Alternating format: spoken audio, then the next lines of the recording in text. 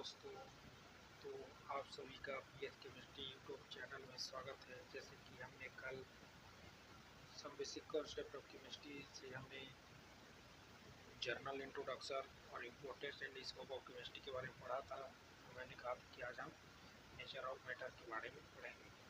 तो चलिए अब शुरुआत करते हैं।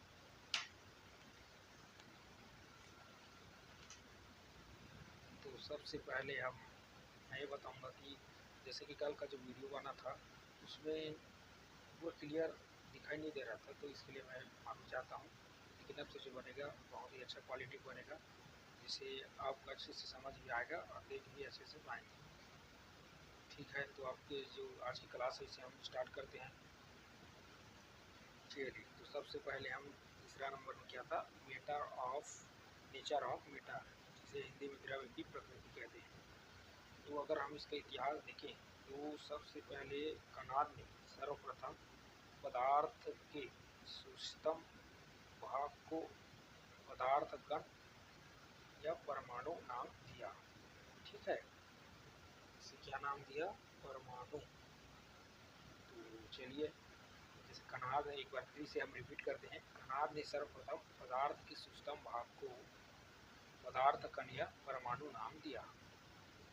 ठीक है, फिर इसके बाद हम इसके डेफिनेशन में आते हैं। तो डेफिनेशन क्या है कि वह वस्तु जो स्थान लेती है, द्रव्यमान रखती है तथा जिसका अनुभव हमारी ज्ञान इंद्रियों में से किसी एक या अधिक द्वारा किया जा सकता है, द्रव्य कहलाती है। जैसे कि डेफिनेशन से तो आपको समझ आ ही गया होगा, तभी मैं बता देता हूँ। जैसे कि कुछ भी वस्तु होता है जो अपना स्थान घेरती है, द्रव्यमान रखती है तथा जिसका अनुभव हमारे ज्ञान इंद्रियों मतलब अनुभव लगा, मतलब हम अनुभव करते हैं, जैसे कि स्पर्श करके हो गया या देख कर या महसूस करके, तो उसे हम द्रव्य कहते हैं।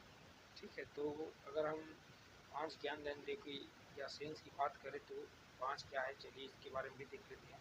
सबसे पहला जो है दृष्टि, साइड।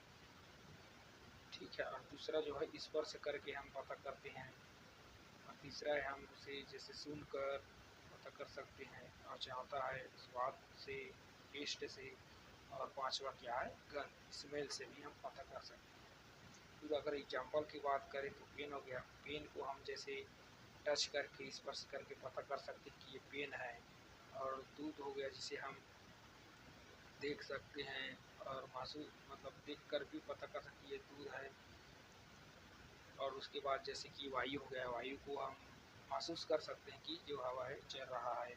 और पुस्तक हो गया, इसको भी हम टच करके या फिर स्पर्श करके पता कर सकते हैं। और द्रव्य की मुख्य विशेषताएं, तो पहला है द्रव्य, पहला क्या है, द्रव्यमान होता है।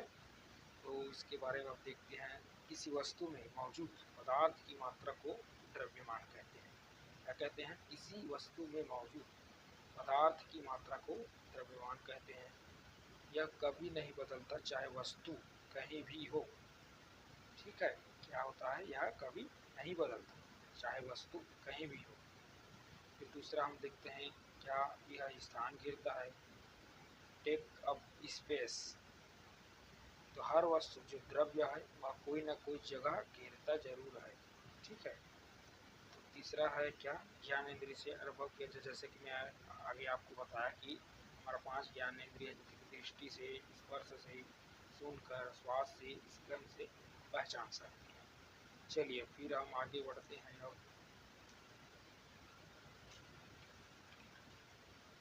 अब आप आते हैं, जैसे कि क्या था, आइंस्टीन के अनुसार उन्होंने क्या बताया उसके बारे में हम थोड़ा जानते हैं। तो आइंस्टीन बताते हैं, द्रव्यमान को ऊर्जा से में बदला जा सकता है और ऊर्जा को द्रव्यमान में। ठीक है, क्या, एक बार फिर हम इसे दोबारा पढ़ते हैं। द्रव्यमान को ऊर्जा में बदला जा सकता है और ऊर्जा को द्रव्यमान में। ठीक है, अगर हम इसकी समीकरण देखते हैं तो E = mc² होता है, जहाँ पे E से ऊर्जा, एनर्जी है, m जो है पदार्थ का द्रव्यमान, मास को बताता है, और c क्या है, प्रकाश का वेग या गति, जिसे हम प्रकाश के वेग को 3 × 10⁸ मीटर प्रति सेकेंड से जानते हैं। यह समीकरण हमें क्या बताता है उसके बारे में भी जान लेते हैं। तो हमें समीकरण बताता है कोई भी वस्तु जिसका द्रव्यमान है उसमें बहुत अधिक ऊर्जा छिपी होती है। ठीक है, कोई भी वस्तु जिसका द्रव्यमान है उसमें बहुत अधिक ऊर्जा छिपी होती है।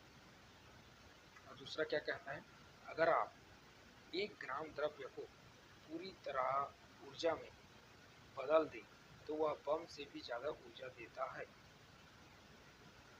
बार फिर से, अगर आप 1 ग्राम द्रव्य को पूरी तरह ऊर्जा में बदल दें तो वह बम से भी ज़्यादा ऊर्जा देता है। ठीक है, चलिए हम एक उदाहरण से ऐसे समझते हैं। अगर हम पदार्थ का जो द्रव्यमान है मास अगर 1 kg हो तो अब हम सूत्र लगाते हैं जो यहाँ पे E = mc² का सूत्र हो, इसे हम मान रखते हैं। तो मास में हम 1 ले लेते हैं, फिर जो प्रकाश का वेग है 3 × 10⁸, उसके बाद ब्रैकेट क्लोज है और स्क्वायर है। ठीक है, अब इसे हम अगर तोड़ते हैं तो इधर से अगर हम 1 से गुना करते हैं तो सेम का सेम हो जाएगा। फिर हमें इस स्क्वायर को ध्यान में देना है। तो जैसे कि 3 का हम स्क्वायर करते हैं तो 3 या 9 हो जाता है, यहाँ पे 9 हो गया। अब 10 इंटू करके फिर इंटू करेंगे, फिर इसका 10 का 10 लिखेंगे। अब जैसे इसका 8 का गुना 2 के साथ करते हैं तो 8 दूनी 16, तो जूल ऊर्जा आंसर हमें मिलता है।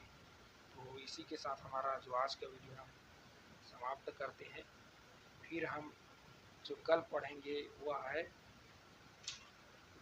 क्लासिफिकेशन ऑफ मैटर, इसके बारे में हम डिटेल से चर्चा करेंगे।